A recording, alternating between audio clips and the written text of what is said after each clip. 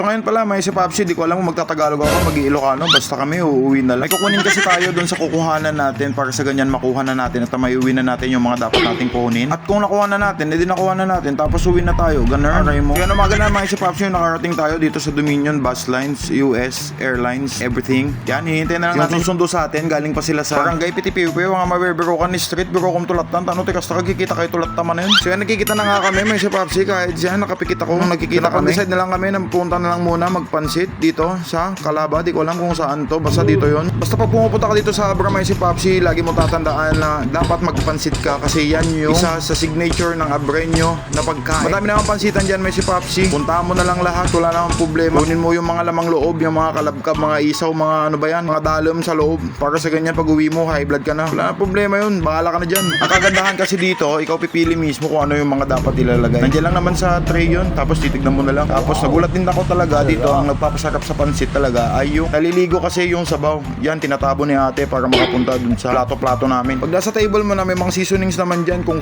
kulang yung timpla nila, pwede mo naman dagdagan. May suka, may paminta, marami pa. At saka anli sabaw yan, may si Popsi, huwag ka magalala. Kuha ka lang ng kuha hanggat kaya mo. Anli rin naman yung nilalagay, may si Popsi. Yung mga karne-karne, tsaka yung noodles, basta bayaran mo lang. Pagkatapos namin magpansit, may si Popsi, busog na busog, hindi na makalakad kung tutusin mo. Sarapan, si Saso at saka si Papa niya, gamit nila yung Aerox, kami naman ni Commander. Etong ADB, angkas muna kami ngayon. Uwi na lang muna kami kasi may pupunta pa kaming isa. Dire-diretso na, wala nang pahipahinga. Pagdating namin doon, ligo, tapos push through na kasi nakatulog naman kami doon sa bus kanina. Pagkatapos nga namin maligo, may si Popsi, pinaliguan na din namin itong mga motor namin para sa ganyan, gamitin namin. At may pupuntahan tayo ngayon, pupunta tayo doon sa Candon kasi bibigay lang namin itong pato sa napaka-importanteng tao na pupuntahan namin doon. Tapos may bibigay din sila na documents sa kailangan din namin. Sana mabuhay pa to pagdating namin doon, may si Popsi.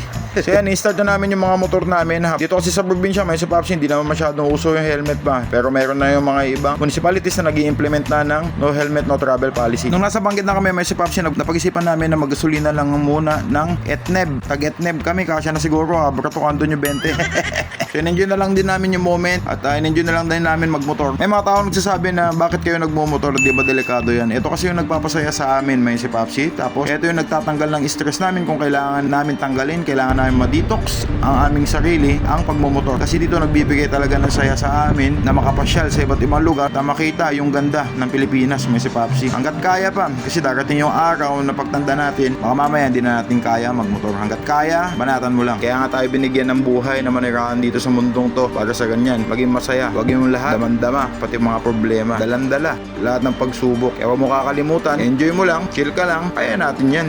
At wag mong kakalimutan sa taas kasi siya ang dahilan kung ano ka ngayon. So tuloy na natin tong journey natin to, may suboption. Dito na tayo sa may Candon, na-enjoy na lang natin. Siyempre bumili na tayo ng kalamay dyan bandang yan para sa ganyan iuwi na din natin. So eto, hapon pa to. Yan, pinark na natin yung motor natin, tapos ginabi na tayo. May konting usapan lang. Tapos yun na, bounce na kami, tapos diretso Manila na kami. See you ulit, may si Popsi. Lagi natin tatandaan na today is a day of the day that every day is okay. So, biyahe na naman tayo ng Grab. See ya, may si Popsi.